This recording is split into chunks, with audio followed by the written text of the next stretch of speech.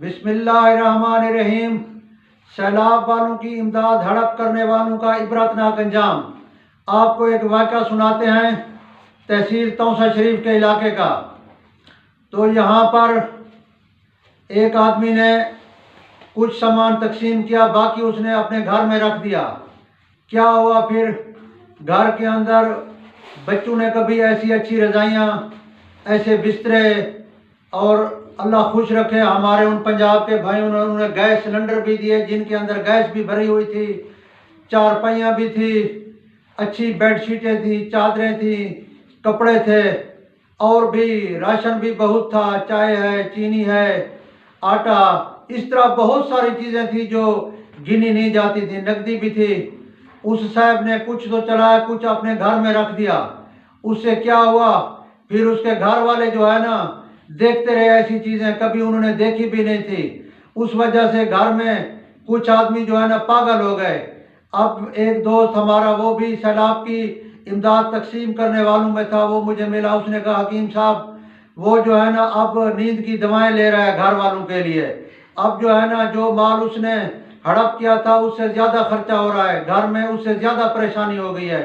سیلاب والوں کو تو چھپر مل گئے، وہ تو چلو جو نقصان ہوا صبر میں بیٹھ گئے، اب وہ تو سکون میں آ گئے، لیکن وہ پریشان ہے۔ کبھی ایک ڈاکٹر کو دکھاتا ہے، کبھی کسی کو، کبھی کہتے ہیں بچوں کی نیند اڑ گئی ہے، کبھی کہتے ہیں بچوں کو دورے آ رہے ہیں، کبھی کہہ رہے ہیں کہ بچے جو ہے نا گھر میں ڈرتے ہیں۔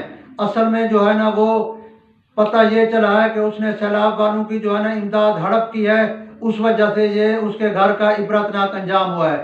اب بھی میں دوستوں سے اپیل کروں گا، کسی کے پاس اسی طرح کی کوئی امداد رکھی ہوئے ہو، بعض دوستوں نے 2 خیمے لیے لیکن ان کو ضرورت ایک کی تھی، انہوں نے ایک ابھی تک رکھا ہوا ہے۔ بعض جن کا پتہ ہے ہم ان سے واپس لیتے ہیں، وہ دے بھی دیتے ہیں، ان کو خود بھی پتہ ہے اگر جس کو ضرورت ہو وہ خود خیمے ان کو واپس کر دیں۔ اس طرح اگر تم حقدار نہیں ہو، غلطی سے لے لیا، لالچ میں یا اس وقت لے لیا، تو بہتر ہے کہ اب اگر آپ کے پاس سیلاب زدہ کی کوئی امداد ہے تو ان کے پاس آپ اور پہنچا دیں۔ ابھی تک بھی سیلاب زدہ کافی بیچارے خیموں کے اندر بیٹھے ہیں، سردی اوپر ہے، مکان ان کے نہیں بنے۔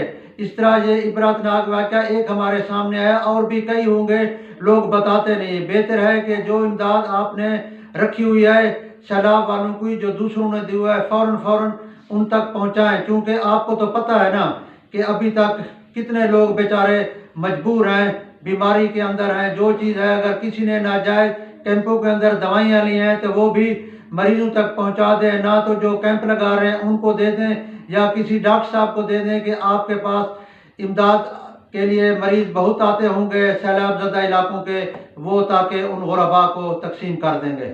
والسلام۔